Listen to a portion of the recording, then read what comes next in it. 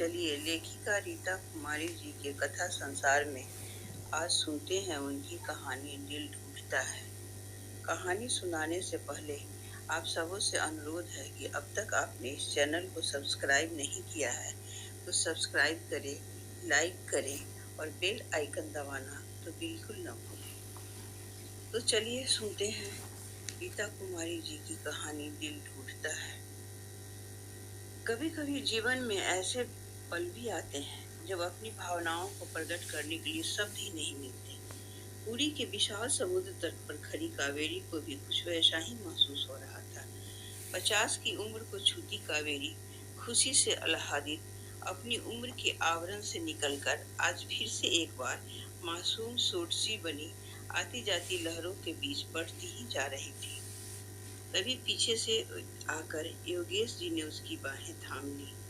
ये क्या बच्चों जैसी हरकतें कर रही हो, जरा उम्र का ख्याल करो। इन लहरों की तेज गति कहीं तुम्हारे पाँव न उखाड़ दे। तभी एक ऊंची लहर उन दोनों को भिगोते हुए निकल गई। दोनों के कदम उन्हें ठिठक कर रुक गए। फिर धीरे धीरे चलते हुए दोनों बालू पर आ बैठे। कावेरी की बरसों पुरानी अभिलाषा आज पूरी हुई थी। वह बचपन से ही लोगों से पुरी के विषय में सुनती आई थी और यहाँ के समुद्र तट के विषय में भी बहुत सारी बातें सुनने को मिली थी। इतना सब सुन चुकने के बाद उसकी इच्छा और भी दिनों दिन बढ़ती जा रही थी कि वह पुरी के समुद्र तट को देखे, जिसे अब जाकर पूरा करने का मौका मिला था। समुद्र में उठती गिरती लहरों पर नजर जमाए कावेरी के मन में विचारों की तरंगें उठ रही थी, जिस पर उसका कोई बस नहीं था। वह उस भीड़ भरे समुद्र तट पर भी अतीत से जुड़ती चली जा रही थी। 20 वर्ष की उम्र में कावेरी संयुक्त परिवार में ब्याही गई थी, जिसमें योगेश जी के माता पिता, भाई बहन के अलावा उनके चाचा चाची और दादा दादी भी रहते थे। शादी के बाद उसने कितने जतन किए पर संयुक्त परिवार की जिम्मेदारियों और बच्चों में ऐसी उलझी कि कहीं भी अपनी मर्जी से घूमने नहीं जा सकी। कभी कभी किसी शादी ब्याह जैसे मौकों पर ही वो पटना से बाहर निकल पाती थी। पटना में तो सब दिन एक समान थे। सुबह से शाम तक बस काम और काम। उसकी समझ में नहीं आता था यह कैसी कर्तव्य निष्ठा उस पर थोपी गई थी, जिसे पूरा करते करते उसकी सारी इच्छाएं, सारे सपने गुम हो रहे थे। फिर भी घर के किसी सदस्य को उसकी इच्छा, अनिच्छा, सुख दुख की कोई चिंता नहीं थी। उसके ससुराल में स्त्री स्वतंत्रता और उसके अधिकारों की बातें जरूर होती थी, पर वह सब उस घर की आत्मनिर्भर स्त्रियों पर ही लागू होती थी। स्त्रियों की आत्मनिर्भरता और उसके हक की बातें करने वाली, वह अपने जीवन में इसे चरितार्थ करने वाली ये स्त्रियां ही घर गृहस्थी के काम में व्यस्त औरतों के मानसिक और शारीरिक शोषण का कारण बनती थी।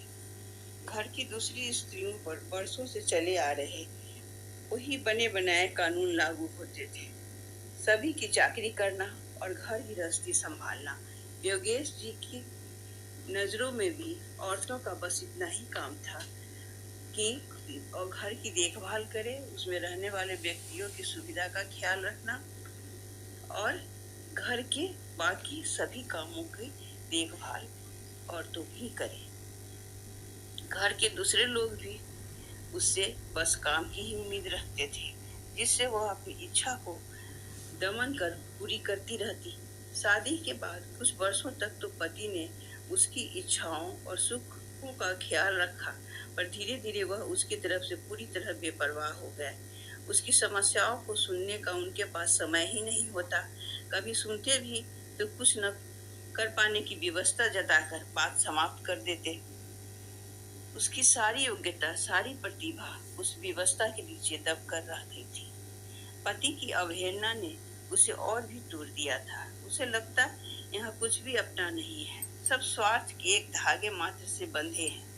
भले ही उसे पत्नी, बहू, माँ जैसे कई रिश्तों से बांध दिया गया था, लेकिन वह अच्छी तरह समझती थी कि उसके पैरों के नीचे उसकी अपनी कोई धरती नहीं थी। यह सच था कि कावेरी को कभी भौतिक सुख सुविधाओं के साधन और अर्थ की ज्यादा कमी नहीं हुई, पर प्यार और सुकून के 2 पल भी कभी नसीब नहीं हुए। विवाह की पहली शर्त होती है कि पति अपनी पत्नी को सुखी रखेगा, लेकिन योगेश जी भूल गए। नहीं मन के जोर से और न ही रिश्तों की डोर से योगेश जी उसके साथ पति की तरह बंध पाए। हमेशा उन दोनों के बीच एक परायापन कायम रहा, जो शायद संयुक्त परिवार के रस्मों रिवाजा और मर्यादा की सीमा के साथ साथ हर समय रिश्तेदारों की बनी भीड़ की देन थी। बिरले ही कभी कुछ समय उन दोनों को साथ बिताने के लिए मिल पाता था। कहीं भी जाओ पति के अलावा घर के 2-3 सदस्य साथ होते थे। हर समय की इस भीड़ भाड़ से उसका दम घुटने लगा था। आज जब छोटे छोटे बच्चे भी पर्सनल स्पेस की बातें करते हैं, तब उसके जैसी प्रबुद्ध महिला अपनी उसी इच्छा का हर रोज गला घोटती थी। ऐसा नहीं था कि कावेरी अलग रहना चाहती थी, उसे भी घर परिवार में घुल मिल कर लोगों के साथ रहना अच्छा लगता था। फिर भी ये तो मानव स्वभाव है कि हर व्यक्ति अपने जीवन में एक व्यक्तिगत एकांत चाहता है, चाहे वे हमेशा साथ रहने वाले पति पत्नी ही क्यों न हो। अक्सर पति पत्नी दोनों की पसंद और रुचियां भी अलग होती है, तब यह भी स्वाभाविक है कि उन्हें थोड़ा सा समय भी अपने शौक को पूरा करने के लिए चाहिए, जो कावेरी को कभी मिल नहीं पाया। अपनी उसी निर्जीव फुर्सत के पल को पाने की चाहत में उसका मन कभी कभी विद्रोह कर उठता।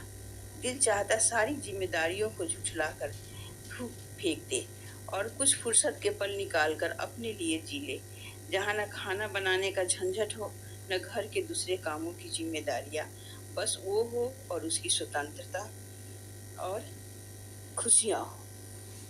यही कारण था कि जब भी योगेश जी 8-10 दिनों के लिए शहर से बाहर चले जाते, वह काफी स्वतंत्रता महसूस करती। न नाश्ते में कोई ज्यादा मीन मेख निकालने वाला होता, न ही खाने के समय मिर्च मसाले पर प्रवचन देने वाला। कमरे में भी पूरी स्वतंत्रता होती। जब चाहो लाइट जलाकर अपनी पसंद की किताबें पढ़ो, म्यूजिक सुनो या कोई काम करो, कोई रोकने टोकने वाला नहीं होता। उस दिनों के लिए मिली इस स्वतंत्रता को वो पूरी तरह आत्मसात करती। किसी भी इस बेफिक्र के आलम में आभास भी नहीं हो किसी को भी इस बेफिक्र आलम का आभास भी नहीं होने देती कि वह कितनी खुश है, क्योंकि लोग उसे इसी बात पर गलत ठहराते। ऐसा क्यों होता है कि जब कोई भी स्त्री अपने लिए जीना चाहती है तो गलत ठहराई जाती है। दूसरे के लिए जीना ही उसे महान बनाता है। उस महानता के लिए उसे मिलता क्या है? जिन बच्चे के लिए अपना पूरा जीवन होम कर देती है, उसे भी उसका अपने लिए जीना अखरता है। भले ही वह ससुराल द्वारा खींची गई लक्ष्मण रेखा को कभी पार नहीं कर पाई, पर उसके मन के लगाम को कभी कोई थाम नहीं पाता। जब तक अतीत में गोते लगाता, उसका मन कॉलेज में बिताए उन बिंदास लम्हों को ढूंढ लाता जो उसके जीवन के सबसे सुनहरे दिन थे। कितनी अच्छी दोस्ती थी उसकी सुनंदा और सोनाली के साथ, जहाँ ये तीनों जाति उस स्थान को जीवंत बना देती। बेफिक्र चिड़ियों की तरह चहकती, कभी कैंटीन में बैठती तो कभी कॉलेज के प्रांगण में, कभी सिनेमा देखने का प्रोग्राम बनता तो कभी डोसा खाने का। उसके खुले विचारों वाले मम्मी पापा उसे अपने हिसाब से जीने की पूरी आज़ादी दे रखी थी। अब सोचती है तो लगता है जाने कहाँ गए वो दिन और कहाँ गई उनकी सखियाँ। सब इस दुनिया के भीड़ में खो गई, फिर भी दोबारा मुलाकात ही नहीं हो पाई। काश कोई लौटा दे उसे वो खोए हुए पल और उसकी खुशियाँ, क्योंकि अब भी उसके अंदर जिंदा है वह 16 साल की लड़की। ऐसे भी छोटे छोटे पल अपने लिए चुराते वह कब जिंदगी के 50वें दशक में पहुंच गई, पता ही नहीं चला। बदलते समय के साथ पहले बड़ा संयुक्त परिवार टूटकर छोटा संयुक्त परिवार बना, जिससे काम की जिम्मेदारियां और बोझ भी सिमटने लगा। ननद देवर की शादी हो गई, सबकी अपनी अपनी गृहस्थी बस गई। घर के बड़े बुजुर्ग स्वर्गवासी हो गए और देखते देखते बच्चे भी अपने जीवन में व्यवस्थित हो गए। उसका जीवन भी योगेश जी के आसपास सिमट कर रह गया। घर में ज़्यादा लोग थे तो अपना परोस दिखाने के लिए योगेश जी हमेशा गरजते बरसते रहते थे। अब तो सावन की हल्की फुहार बन गए थे। जो मन का रिश्ता उम्र के रहते कायम नहीं कर पाए, अब रिटायरमेंट के बाद बनाने की कोशिश कर रहे थे। पर कावेरी को यह जरा भी नहीं सुहाता कि कांटों की झाड़ फूल की डाली बन जाए। अक्सर आस पड़ोस की औरतें उसका अकेलापन देखकर हमदर्दी जताती और उसे बच्चों के पास जाने की सलाह देती, पर उसे लगता बहुत जी लिए दूसरों के लिए और बच्चों के लिए। अब अपने ढंग से अपने लिए जी रही है तो इसमें अफसोस का क्या बात है। अपना जो दिल चाहता है बनाती है, मस्ती से खाती है, घूमती है। बच्चों के घर जाकर फिर नई जिम्मेदारियां संभालना उसके बस का नहीं था। योगेश जी हमेशा कहते, बहुत अकेले रह लिए, चलो बच्चों के पास चलकर उनकी गृहस्थी देखें। कावेरी को पति की बातें जरा भी नहीं सुहाती। कितना परिश्रम किया था कावेरी ने अपने दोनों बच्चों निधि और वरुण को योग्य बनाने के लिए। अपने लिए कभी ढंग की एक अच्छी साड़ी भी नहीं ले पाती। उसी का परिणाम था जो आज निधि और वरुण दोनों इंजीनियर थे, फिर भी अपनी माँ के दर्द को और चाहत का ख्याल उन्हें कभी नहीं आया। उन्हें एहसास भी नहीं हुआ कि उनकी माँ क्या चाहती है। गाहे बेगाहे फ़ोन कर अपने कर्तव्य की इतिश्री कर देते हैं। बच्चे सुखी और संपन्न हैं, अपनी अपनी दुनिया में मस्त हैं, यही उसके लिए काफ़ी है। क्यों जाए वो बेटों के यहाँ। बच्चों को उसे पकड़ा कर दोनों घूमते फिरेंगे, अब नहीं पड़ना उसे रिश्तों के छलावे में। भले ही वे उसके अस्तित्व के ही हिस्से हैं, पर अब उनकी अलग हस्ती है जिसमें हस्तक्षेप करने के बदले अपने बचे हुए साल सिर्फ अपने लिए जिएगी। उसे देश के दर्शनीय स्थलों पर घूमने का बहुत शौक था। अब अपनी बची हुई शक्ति और धन वह उसी में लगाएगी।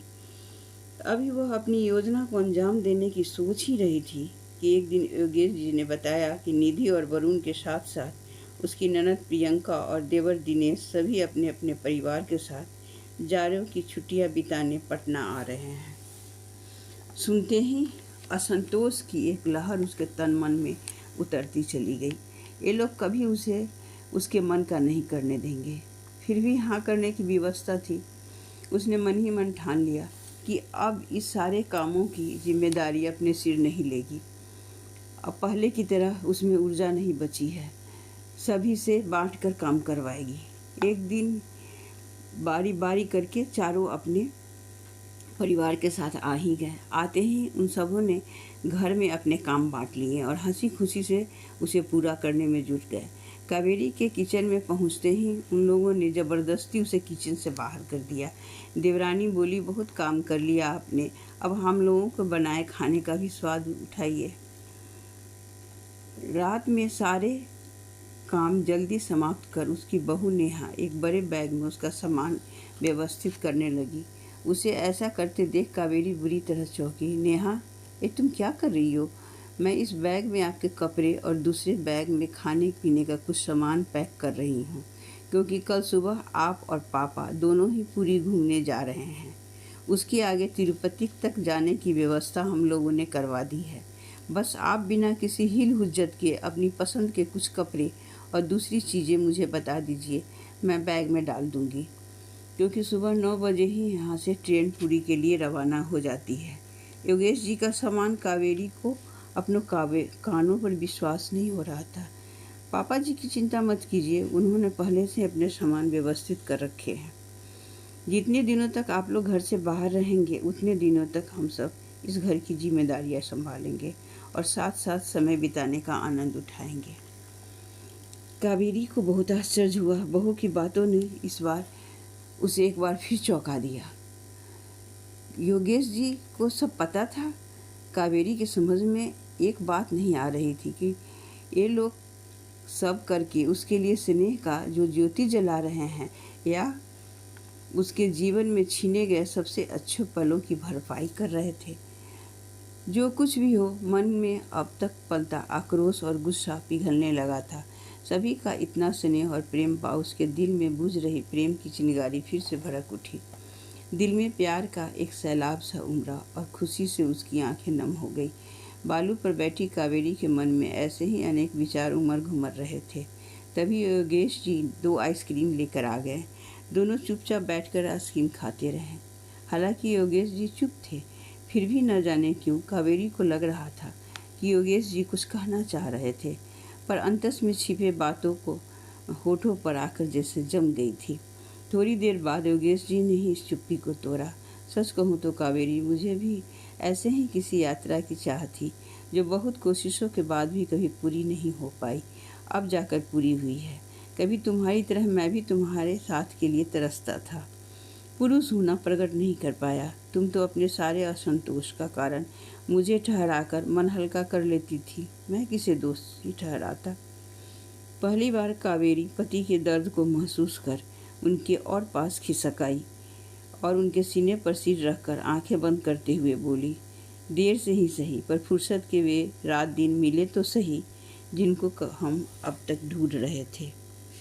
अभी आप सुन रहे थे लेखिका रीता कुमारी जी की कहानी दिल ढूंढता है। धन्यवाद।